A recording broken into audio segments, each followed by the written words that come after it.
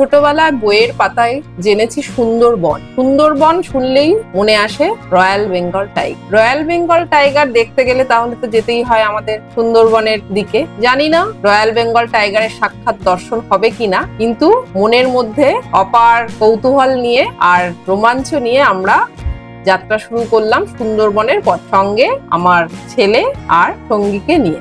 আমাদের যাত্রা ছিল 3 দিন 2 রাতে। পশ্চিমবঙ্গের সুন্দরবন যাওয়ার কথা ভাবার সঙ্গে সঙ্গেই আমরা ট্রাভেল এজেন্সি গুলোর সঙ্গে যোগাযোগ করি, কারণ সুন্দরবন যেতে গেলে ট্রাভেল এজেন্সির সঙ্গেই যেতে হবে। সেই জন্য আমরা তৎক্ষণাৎ বিভিন্ন এজেন্সির সঙ্গে কথা বললাম, তাদের সবকিছু প্যাকেজ সম্বন্ধে ধারণা হওয়ার পর ঠিক করলাম। তাদের প্যাকেজে দুটো অপশন ছিল, একটা ছিল 1 রাত 2 দিনের ট্যুর, আর একটি 2 রাত 3 দিনের। তা আমরা 2 রাত 3 দিনের ট্যুরের প্যাকেজটাই নিলাম। ট্রাভেল এজেন্সি ছিল মান্নাদা। এবার এই মান্নাদার ট্রাভেল এজেন্সির সঙ্গে আমরা কিভাবে সুন্দরবন গেলাম এবং সেখানে গিয়ে তাদের আমরা কি কি সুযোগ সুবিধা পেলাম, সেই সমস্ত কিছু তথ্য জানতে গেলে আপনাদের দেখতে হবে এই ভিডিওটি শেষ পর্যন্ত। চলো বন্ধুরা, আমরা শুরু করি।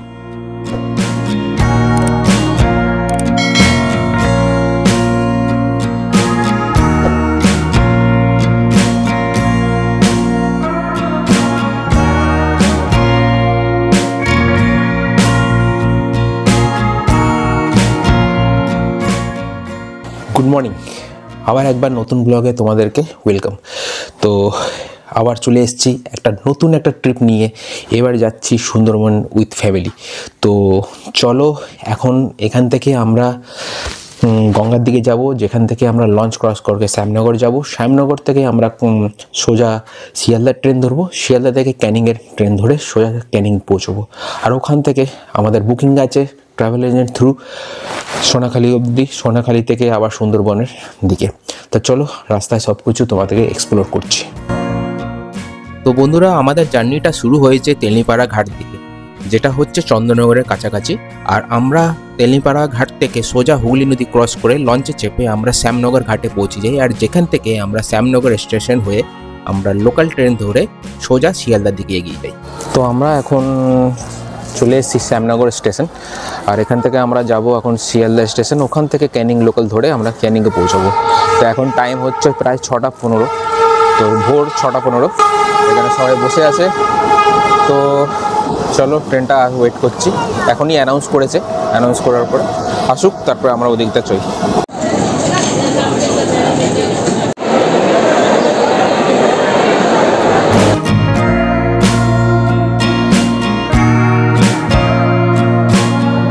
চলে এসেছি ক্যানিং। অনেক ভিড় আজকে, ছুটির সময়, শুক্র শনি রবি। তো চলো এখন অটো ধরবো। তো আমাদেরকে ডেকেছে মান্নাদার যে ট্রাভেল এজেন্সি আছে, মান্নাদা ট্রাভেল এজেন্সি, সেটা ধরে এগোতে হবে। তো মান্নাদা প্ল্যাকার্ড ওখানে দাঁড়িয়ে আছে, দেখতে পাচ্ছি। চলো। আপনি ওই যে ছেলেকে আমার দাঁড়িয়ে আছে, আপনি ওখানে গিয়ে দাঁড়ান। আচ্ছা ঠিক আছে। সব এক জায়গায় নাকি? সব এক জায়গায়। তো এই অটো স্ট্যান্ড এই দিকটা, এখান থেকে অটোগুলো ধরবো।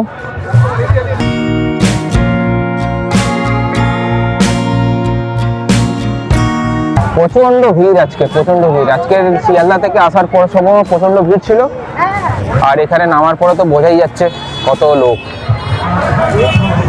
তো ফাইনালি অটোতে উঠে গেছি, আর চলো তাহলে এখন এখান থেকে যাওয়া যাক সোজা লঞ্চের এখানে। আমরা ঠিক মতন সময় ক্যানিং স্টেশনে পৌঁছে গেছি। আর পৌঁছে যাওয়ার পরে ওখান থেকে চলে গেছি অটো স্ট্যান্ডে। আর অটো স্ট্যান্ডে পৌঁছে আমরা ওখান থেকে অটোতে চেপে সোজা সোনাখালি ঘাটের দিকে এগিয়ে গেলাম, যেখান থেকে আমাদের অ্যাকচুয়াল সুন্দরবনের ট্রিপটা স্টার্ট হবে। ক্যানিং স্টেশন থেকে মোটামুটি 8 ঘন্টার রাস্তা অটোতে। তো মোটামুটি ওখানে তো 9:30টার মধ্যে পৌঁছে গেছিলাম, আর আশা করছি 10টার মধ্যে লঞ্চে উঠে যাবো। তো ফাইনালি সোনাখালিতে চলে এসেছি, আর এখানে পর পর লঞ্চগুলো দাঁড়িয়ে আছে। আর সামনে আমাদের মান্নাদা ট্রাভেলসের যে এজেন্টের লোক আছে, সে যাচ্ছে, তাকে ফলো করে করে আমরা যাচ্ছি। তো এই হলো লঞ্চগুলো, দেখো পরপর পরপর দাঁড়িয়ে আছে। তো সামনে দিকে এগিয়ে যাই, এই দেখো পরপর লঞ্চগুলো আছে। সোনাখালি পৌঁছেই আমরা লঞ্চের দিকে এগিয়ে গেলাম, আর আমাদের লঞ্চের নাম ছিল গোপীনাথ। লঞ্চে উঠেই আমরা পেয়ে গেলাম গরম গরম লুচির থালা। তো ফাইনালি লঞ্চে আমরা চেপে গেছি, আর ম্যাডাম ওখানে আছে, আমাদের টিফিনের ব্যবস্থাও চলে এসছে। তো রেডি হচ্ছে। আর এখানে কাটা হচ্ছে, পরিষ্কার করা হচ্ছে ভেটকি মাছ আর আমোদি মাছ, যেটা হয়তো লাঞ্চে দেওয়া হবে। এই হচ্ছে ভেটকি আর আমোদি পরিষ্কার করা হচ্ছে। রান্নাটা কোথায় হয়? আর এখান থেকে দেখা যাচ্ছে রান্না করার ব্যবস্থা। তো আর এই পজিশনটা হচ্ছে সামনের দিকের, ফ্রন্টের দিকের। একবার ব্যাক সাইডটা তোমাদেরকে দেখিয়ে দিই। আর এদিকটা হচ্ছে নদী।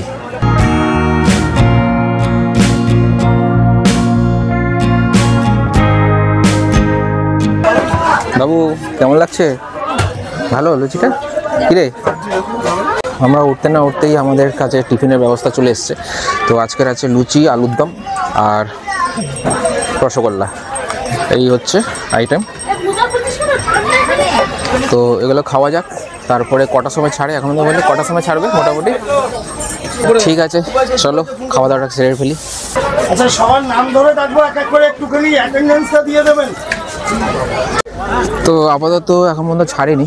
আর এই হলো লঞ্চ, আর সামনে দিয়ে এরকমভাবে দেখা যাচ্ছে সামনে একটা ছোট্ট রাস্তা, আর পাশে নদী, আর লঞ্চগুলো এরকমভাবে লাইন দিয়ে দাঁড়িয়ে আছে। কালকে সারাদিন জঙ্গল আছে। আমার ম্যানেজার যিনি আছেন টুবাই বলে, টুবাই কোথায় গেল?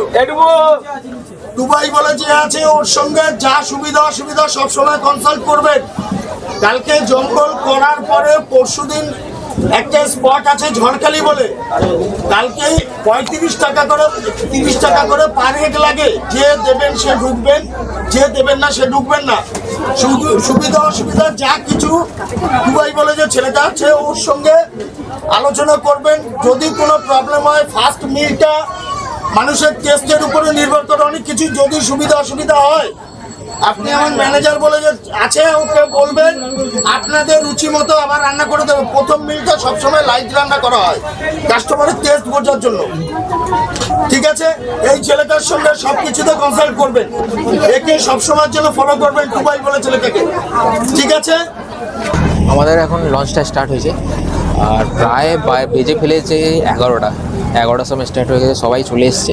তো চলো এবার যেখানে যেখানে যেই দ্বীপে আমরা এই আইল্যান্ডে যাবো সেখানে তোমাদেরকে এক্সপ্লোর করব। আর আমরা দুজন এখানে বসে আছি, আর ছেলে ওদিকটা বসে আছে। এই হলো পজিশন। এতগুলো ম্যান আছে আমাদের এই মান্না ট্রাভেলের আন্ডারে। অন্য অন্য ট্রাভেলরাও এখানে ট্রাভেলার দিয়ে এসছে, কিছু কিছু গেস্ট।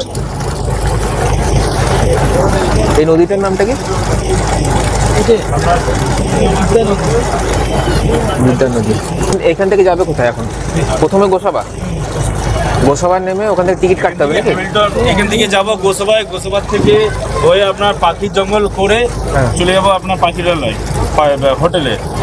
আচ্ছা, মানে প্রথমে কোথায় যাবে? গোসাবার? প্রথমে গোসাবার, হ্যামিল্টন বাংলো আছে, রবীন্দ্রনাথের বাংলো আছে। আচ্ছা, তারপরে যাবো পাখিরালয়। হ্যাঁ, পাখিরালয় একদম ওখানে গিয়ে স্টে। আর কোথাও মাঝখানে কোথাও না? মাঝখানে আগামীকাল জঙ্গল স্টার্ট। আগামীকাল জঙ্গল স্টার্ট। গোপীনাথের ম্যানেজারের সঙ্গে কথা বলে জানতে পারলাম যে আজ আমাদের গন্তব্যস্থল হলো পাখিরালয়। পাখিরালয় যাওয়ার পথে আমরা নামবো গোসাবাতে, যেখানে আমরা দেখব দুটি দর্শনীয় স্থল। একটি হচ্ছে হ্যামিল্টন বাংলো আর অপরটি হলো বেকন বাংলো। আমাদের পিছনে পরপর লঞ্চ ছেড়েছে, পরপর 1 2 3 4 5 6 পরপর আছে। আর আমাদের সামনেও আছে অনেকগুলো। এরকম যদি ক্লোজ চোখ দিয়ে দেখা যাচ্ছে না, তবে দূরে আবছা করে দেখা যাবে।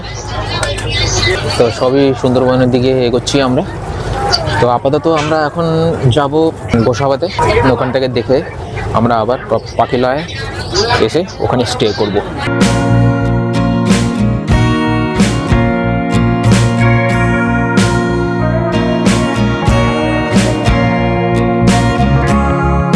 তো আমাদের কাছে চলে এসছে এখন আমুদি ফ্রাই, ভেটকি ফ্রাই বা অন্য কিছু পাওয়া গেছে, কিন্তু এটা হলো ফার্স্ট আমাদের কাছে আমুদি ফ্রাই। আমুদি ফ্রাই খেয়েছি কিনা আমার মনে নেই।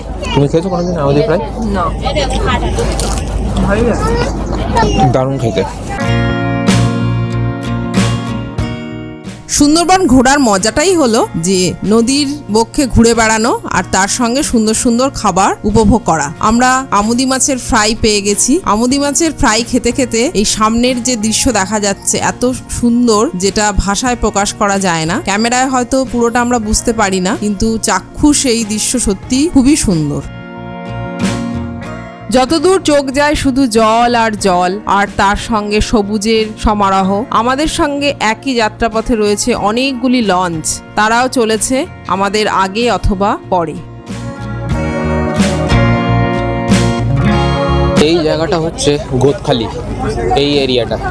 আর এদিকে আমরা যাচ্ছি এখন গোসাবার দিকে। এই সোজা এদিকে গোসাবা হচ্ছে, আর এদিকটা হচ্ছে গোদখালি। এখানে লঞ্চগুলো দাঁড়িয়ে আছে, এখান থেকেও আমরা ধরতে পারি লঞ্চ। সুন্দরবনের দিকে যদি এরিয়া যদি যেতে চাই তাহলে এখান থেকে গোদখালি থেকে হয়েও আমরা সুন্দরবনের দিকে যেতে পারি। তো আপাতত আমরা তো সোনাখালি থেকে চেপেছি, আর এদিকটা হচ্ছে গোসাবা। তো গোসাবা থেকে আমরা নেমে আমরা হ্যামিল্টনের দিকে যাব, সেখানে ভিজিট করে আবার ওখান থেকে রওনা দেবো পাখিলয় থেকে। তো আমরা এখন গোসাবা চলে এসেছি, আর গোসাবাতে নেমে আমরা এখন হ্যামিল্টনে যাব। সব লঞ্চগুলো এখন এখানে দাঁড়াবে, এক এক করে সব এখানে জমাট হয়েছে। দেখা যাচ্ছে কিনা ক্যামেরা দেখা, আশা করছি একটু একটু দেখা যাচ্ছে, এরকম দেখা যাচ্ছে। পরপর পরপর সব লঞ্চগুলো দাঁড়িয়ে আছে। তো চলো নামি এখানে। সবাই লোকেরা নামছে, ধরে ধরে নামতে হচ্ছে। চলো এগিয়ে যাই, আস্তে আস্তে নামি আমরা সবাই। নামতে একটু প্রবলেম হচ্ছে, আস্তে আস্তে নামছে। বাবু নামতে পারবি তো? হ্যাঁ, সব নেমে যাবি, আস্তে আস্তে নামুন, কোনো অসুবিধা নেই। বাবু সোজা চলে যা, একদম একদম সোজা উপরে উঠে যা।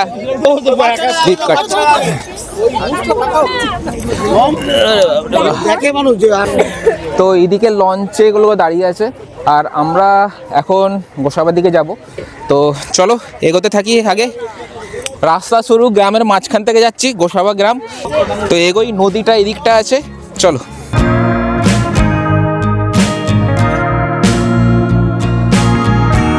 তো গোসাবার বাজার থেকে আমরা এখন ক্রস করছি হ্যামিল্টনের দিকে। তো এই হলো বাজার, যা কেনাকাটি যদি কিছু করার থাকতে পারে এখান থেকে কিছু কিনতে পারে। 1880 সালে স্কটল্যান্ড থেকে ভারতবর্ষে আসা স্যার ড্যানিয়েল হ্যামিল্টন এখানে বসবাস শুরু করেন। তিনি 1903 সালে গোসাবার 9000 একর জমি কেনেন। এই জমি গাছ কেটে এবং নদীর ধারে বাঁধ তৈরি করে উর্বর করেছিলেন তিনি। স্যার হ্যামিল্টন তার জীবনের একটি বড় অংশ দরিদ্র মানুষের জীবন মান উন্নত করার জন্য উৎসর্গ করেছিলেন। সুন্দরবন সফরের অন্যতম আকর্ষণ এই ঐতিহাসিক বাংলো, যেটার নাম হচ্ছে হ্যামিল্টন বাংলো। বাজারটা এতই যে বড় যে ক্রস করতে করতে অনেকক্ষণ সময় লেগে যাচ্ছে। গোসাবার বাজারটা একদম নদীর পাশ দিয়ে যাচ্ছে। তো চলে এসেছি এখন রবীন্দ্রনাথের বাংলোর এরিয়াতে। এই হলো এখানকার পার্ক, এই দিকটা পার্কের বাচ্চাদের পার্ক লাগানো আছে, আর এই হলো রবীন্দ্রনাথ ঠাকুরের মূর্তি। তো আপাতত এখানকার এরিয়াটা ভিজিট করে নিই, ঘুরে নিই, ভালো মতন ঘুরে নিয়ে তারপরে আবার এখান থেকে লঞ্চের দিকে যাব। এটার নাম তো হচ্ছে বেকন বাংলো।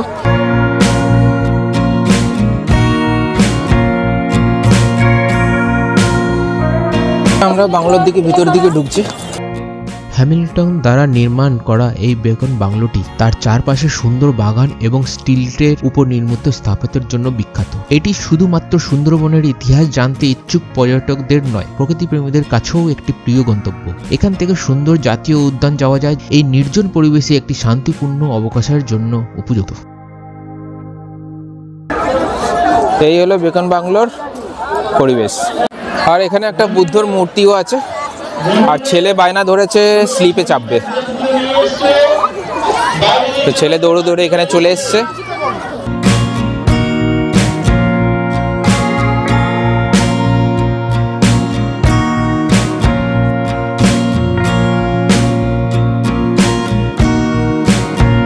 তাহলে গোসাবা থেকে আমরা ভিজিট করে আবার লঞ্চে উঠে গেছি।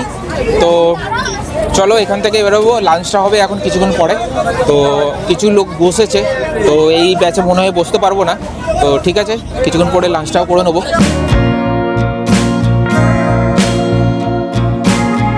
সুন্দরবনের বোর্ডটা টাঙিয়ে রেখেছে, দেখে ওয়েলকাম টু সুন্দরবন।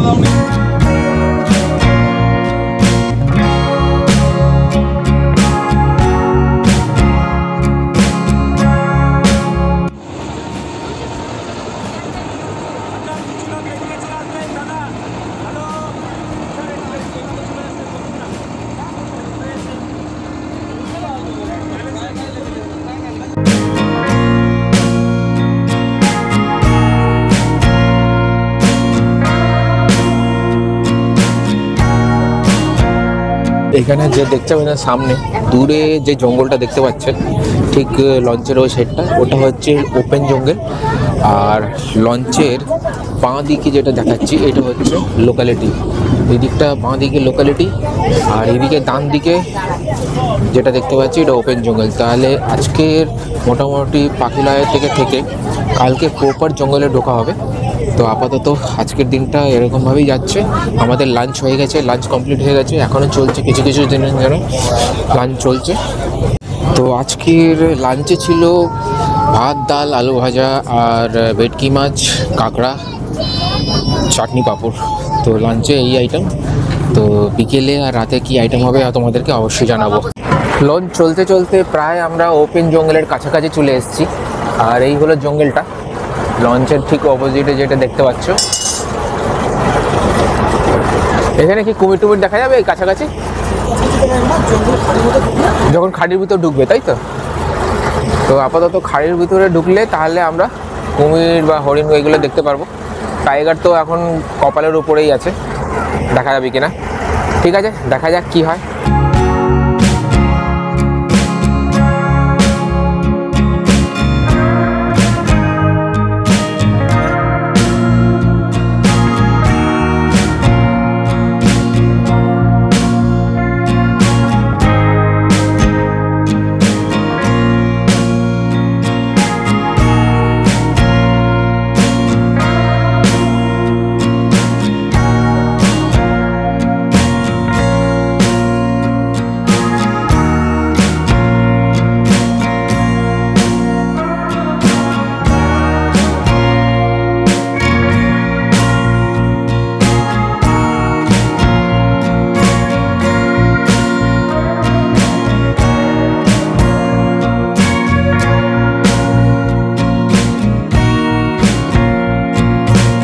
আমরা পাখিরালয়ের কাছে চলে এসেছি, আর এই হচ্ছে ফেরিঘাট। এখানে গিয়ে নামবো, নেমে আমরা রিসোর্টের দিকে এগোবো। তো চলো রিসোর্টের দিকে যাই। কাল আবার নতুন করে আবার একটা বেরোবো, যা যা ভিউ তোমাদেরকে সামনে তুলে ধরবো। তো দেখা যাক কালকে কী কী কোন কোন জায়গায় যাব। ফরেস্ট এরিয়ার দিকেই যাব। তো আপাতত নামি রিসোর্টের দিকে যাই, আর রিসোর্টের দিকে তোমাদেরকে পুরো ফুল ডিসক্রিপশন দিয়ে ওখানকার রিসোর্টগুলো দেখাতে থাকি। চলো এবারে এগোবো, আস্তে আস্তে আমরা লাগেজগুলো নেবো আপাতত। তো এখন বাজে প্রায় 5:20, বিকেল 5:20, আর আমরা নামতে যাচ্ছি পাখিরালয়তে। তো অনেকক্ষণ ধরে ওয়েট করছি, এখানে জায়গা পাচ্ছিলাম না। তো এই সবে নামছি আমরা।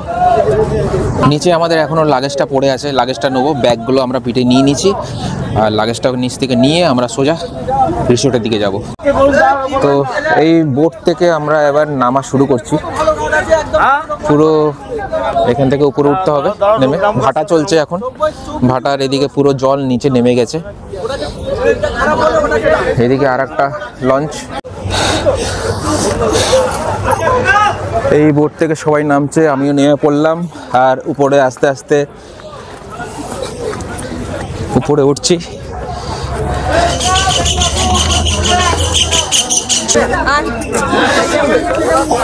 ভালো একটা অ্যাডভেঞ্চার হয়ে গেছে। একটু মুটু হয়ে গেছে। তো ফাইনালি আমরা উপরে চলে এসেছি। নেমেই মাছের শাসর বাজার, এই গলদা, ভেটকি। চলো, আর সামনেই বাজার। এদিকে হচ্ছে পাখিরালয়ের বাজার, পাখিরালয়ের বাজার। আর আমরা এখন রিসোর্টের দিকে এগোবো। তবে এইদিকে ডান দিকে যাবো না বাঁ দিকে যাবো একবার দেখতে হবে। যা ইচ্ছে কিনতে পারো। বুঝে গেছি এখানে কিছুটা খরচা হবে মনে হচ্ছে। এদিকে বাজার, আবার এইদিকে বাজার। এটা পুরো ট্যুরিস্টদের জন্যই বাজারটা করেছে যা মনে হচ্ছে।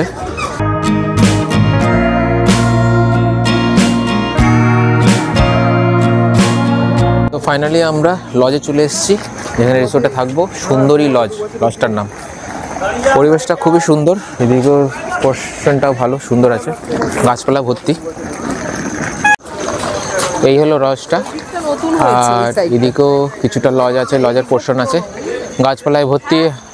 তো ফাইনালি ঘরের ভেতরে ঢুকছি, একটু লাইটটা জ্বালা।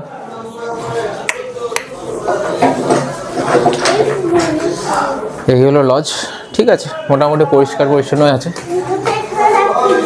লজ যা হয়। এই দিকটা মনে হচ্ছে বাথরুম হবে।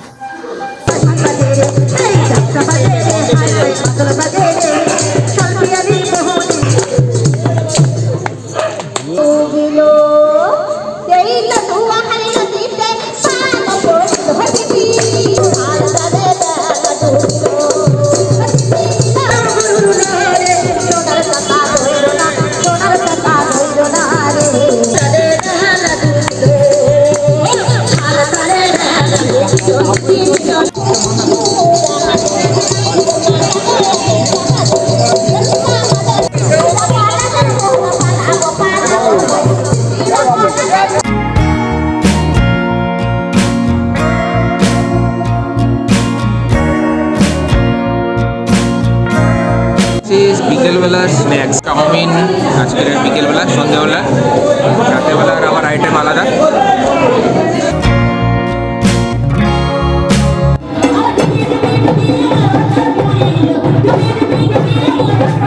খাওয়া দাওয়া হয়ে গেছে, আমাদের ডিনারও হয়ে গেছে, কিন্তু এখানে এই লজে যারা যারা এখনো থাকছে তারা এখনো এখানে নাচানাচি করছে।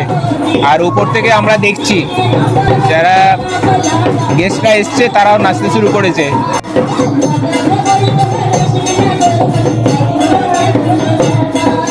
ভালো লাগলো, সত্যি আপনারা আনন্দ করতে পারেন, কিন্তু আমাদের ছেড়ে যেতে কষ্ট হচ্ছে, কিন্তু কিছু করার নেই। এরপরে আমরা ওখানে কিছু করবেন না, সবাই ভালো থাকবেন। প্রোগ্রাম শেষ হয়ে গেছে, আমাদের তো খাওয়ার ডিনার হয়ে গেছিলো। আজকের ডিনারে ভাত আর মটন কষা ছিল, তো এই খেয়ে আমরা আজকের উপরে চলে এসেছি। এই আমাদের রুম, তো রুমের ভিতরটা তখন দেখিয়ে দিয়েছিলাম। তো আজকের জন্য গুড নাইট, কালকে সকাল আবার দেখা হবে। সকালে আমরা বেরোবো সন্ধ্যাকালী থেকে, যেখানে ডিপ জঙ্গলের দিকে যাব। ঠিক আছে, কালকে তাহলে লঞ্চে দেখা হবে। তো লঞ্চে উঠবো প্রায় 7টার সময়, সকাল 7টার আগে উঠতে হবে। আর তাহলে আমাদের সকালবেলা 6টার আগেই আমাদের উঠে তৈরি হয়ে বেরিয়ে যেতে হবে। তো চলো, আজকের জন্য গুড নাইট।